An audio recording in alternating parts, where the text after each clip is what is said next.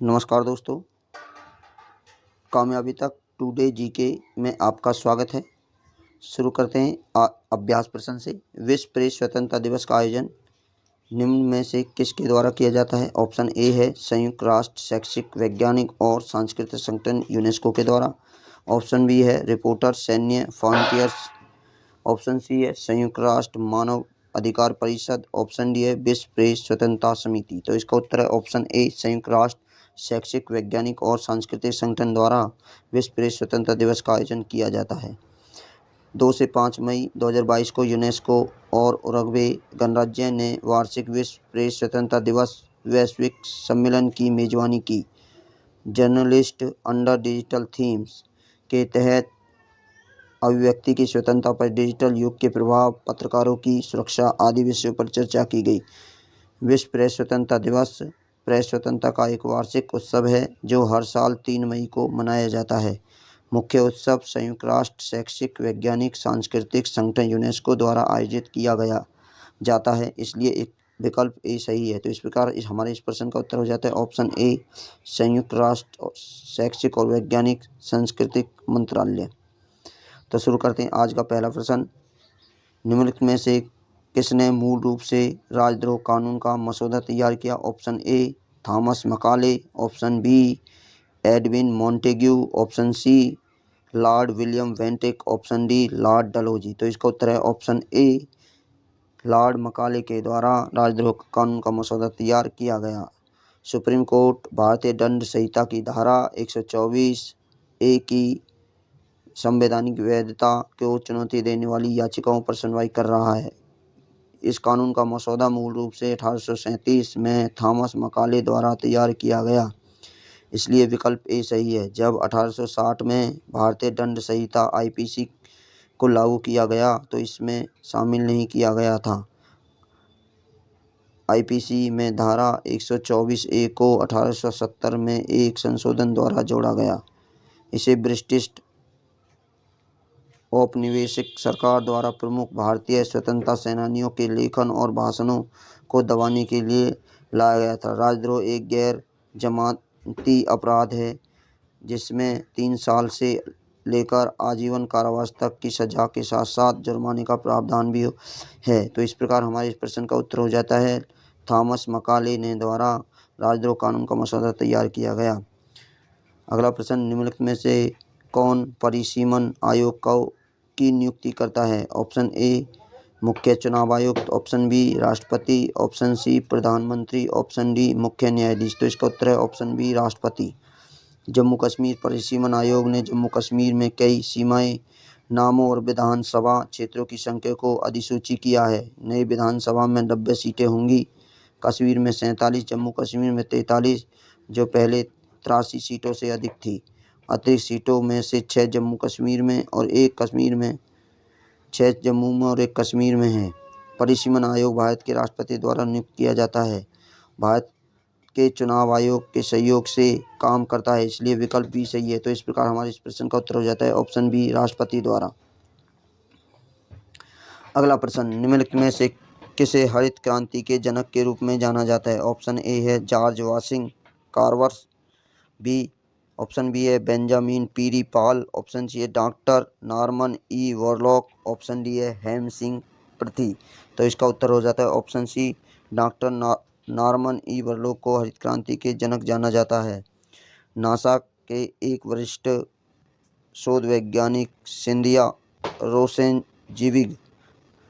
रोसेनजीविक को 2022 का विश्व खाद्य पुरस्कार मिला है।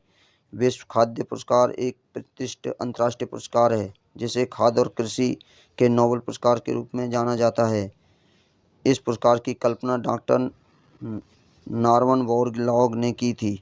1986 में जनरल फूड्स के सहयोग से इसकी स्थापना की गई। नॉर्मन ई बोरलॉग को हरित क्रांति के जनक के रूप में भी जाना जाता है, इसलिए विकल्प सी सही है। तो इस प्रकार हमारे इस प्रश्न का उत्तर हो जाता है option C doctor Norman E Borlaug के द्वारा हरित क्रांति का जनक माना जाता है। अगला प्रश्न, खाद्य संकट पर वैश्विक रिपोर्ट निम्नलिखित में से किस संगठन द्वारा जारी की जाती है? ऑप्शन ए खाद्य और कृषि संगठन। ऑप्शन बी कृषि विकास के लिए अंतर्राष्ट्रीय कोष। ऑप्शन सी संयुक्त राष्ट्र बाल निधि। ऑप्शन डी विश्व खाद्य कार्यक्रम। तो इसका उत्तर है ऑप्शन डी विश्व खाद्य कार्यक्रम। संयुक्त राष्ट्र के विश्व खाद्य कार्यक्रम ने कहा है कि गेहूं की खरीद पर भारत के साथ चर्चा कर रहा है। हाल ही में विश्व खाद्य कार्यक्रम ने खाद्य संकट पर 2022 की वैश्विक रिपोर्ट लॉन्च की है, इसलिए विकल्प डी सही है। रिपोर्ट में कहा गया है कि यूक्रेन में युद्ध एक त्रिआयामी भोजन, ऊर्जा और संकट है। रूस यूक्रेन युद्ध का दुनिया के सबसे कमज़ोर लोगों, देशों और अर्थव्यवस्थाओं पर विनाशकारी प्रभाव पड़ रहा है। तो इस प्रकार हमारे इस प्रश्न का उत्तर हो जाता है ऑप्शन डी विश्व खाद्य कार्यक्रम। अगला प्रश्न, बॉस्फोरस और डाइनेल्स जर्मन जल डमरू मध्य के बीच कौन सा जल निकाय स्थित है? ऑप्शन ए है एजियन सागर, ऑप्शन बी है काला सागर, ऑप्शन सी है अजोब सागर, ऑप्शन डी है मरमरा सागर। तो इसका उत्तर हो जाता है ऑप्शन डी मरमरा सागर। मरमरा सागर उत्तर पूर्व में बॉस्फोरस के मध्य से काला सागर के साथ और दक्षिण पश्चिम में डार्डानेल्स के मध्य से एजियन सागर से जुड़ा हुआ है, इसलिए विकल्प डी सही है। यह सागर उत्तर पूर्व में दक्षिण पश्चिम तक 175 मील यानी कि 280 किलोमीटर लंबा है। मरमरा सागर एशियाई तुर्की को यूरोपीय तुर्की से अलग करता है। यह सागर एशिया और रूस के पश्चिम भाग में से यूरोप में पेट्रोलियम और प्राकृतिक गैस के परिवहन के लिए एक महत्वपूर्ण नौवहन जलमार्ग के रूप में कार्य करता है। तो इस प्रकार हमारे इस प्रश्न का उत्तर हो जाता है ऑप्शन डी मरमरा सागर।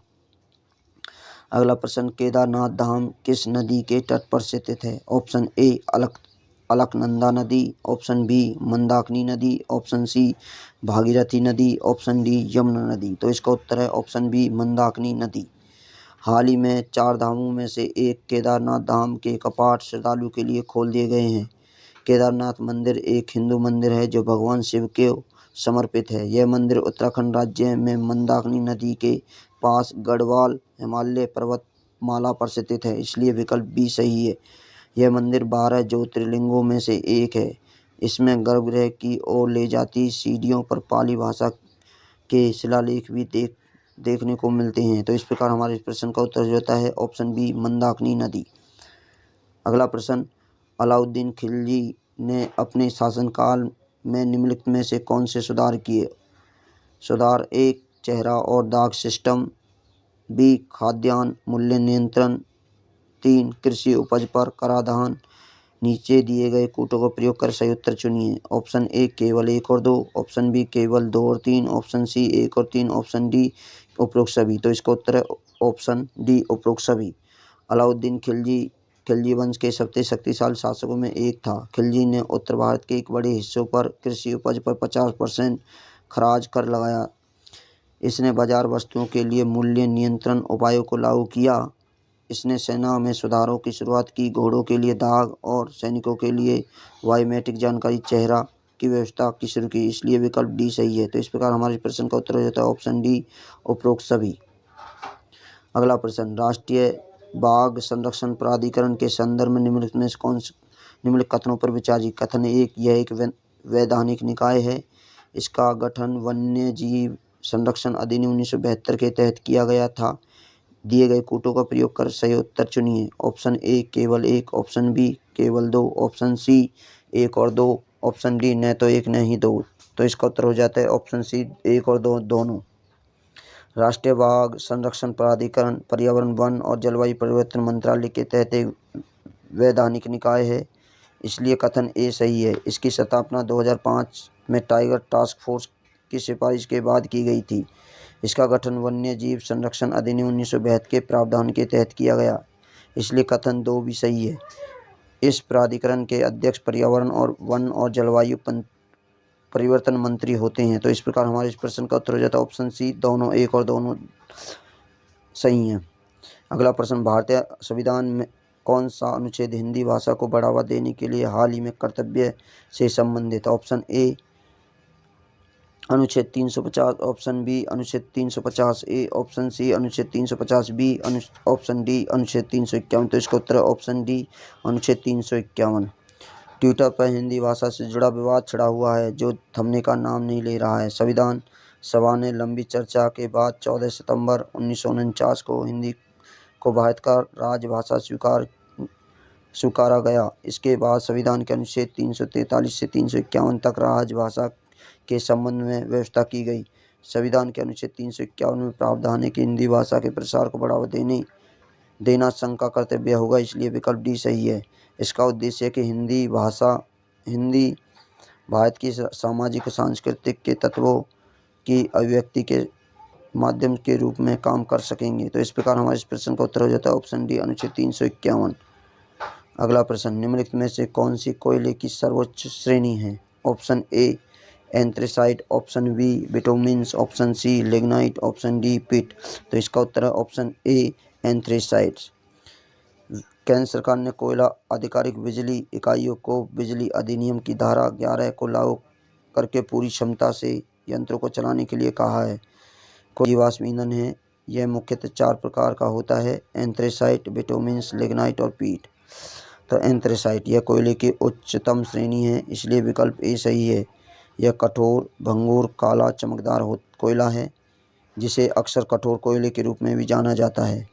इसमें निश्चित कार्बन का उच्च प्रतिशत और वाष्पशील पदार्थ का प्रतिशत कम होता है। बिटुमिन्स यह एक मध्य श्रेणी का कोयला है। बिटुमिन्स कोयले में आमतौर पर उच्च ताप मूल्य होता है और इसका उपयोग बिजली उत्पादन और स्टील बनाने के लिए किया जाता है। यह भारत में बिजली उत्पादन के लिए सबसे अधिक इस्तेमाल किए जाने वाला कोयला है। अधिकांश बिटुमिन कोयला झारखंड, उड़ीसा, पश्चिम बंगाल, छत्तीसगढ़ और मध्य प्रदेश में पाया जाता है। लिग्नाइट कोयला कार्बन का सबसे कम सांद्रता वाला निम्नतम ग्रेड का कोयला है। इसका ताप कम होता है और नमी की मात्रा अधिक होती है। इसका उपयोग मुख्य रूप से बिजली उत्पादन में किया जाता है। जबकि पीट एक नरम कार्बनिक पदार्थ है। इसमें आंशिक रूप से सड़ने वाले पदार्थ और खनिज पदार्थ होते हैं। अब अभ्यास प्रश्न, निम्नलिखित में से कौन सा विश्व का, तो ये करने से पहले हम इसका आंसर जान लें। तो इस प्रकार हमारे प्रश्न का आंसर हो जाता है ऑप्शन ए। अभ्यास प्रश्न, निम्नलिखित में से कौन सा विश्व में चाय का सर्वाधिक उत्पादन करने वाला देश है? इसका उत्तर आप हमें कमेंट बॉक्स में लिखें। वीडियो अच्छी लगी हो तो वीडियो को शेयर करें, ज़्यादा से ज़्यादा लाइक करें, कमेंट करें। कल मिलते हैं अन्य प्रश्नों के साथ अगली सीरीज में, इसलिए जब तक आप सुरक्षित रहें, पढ़ते रहें,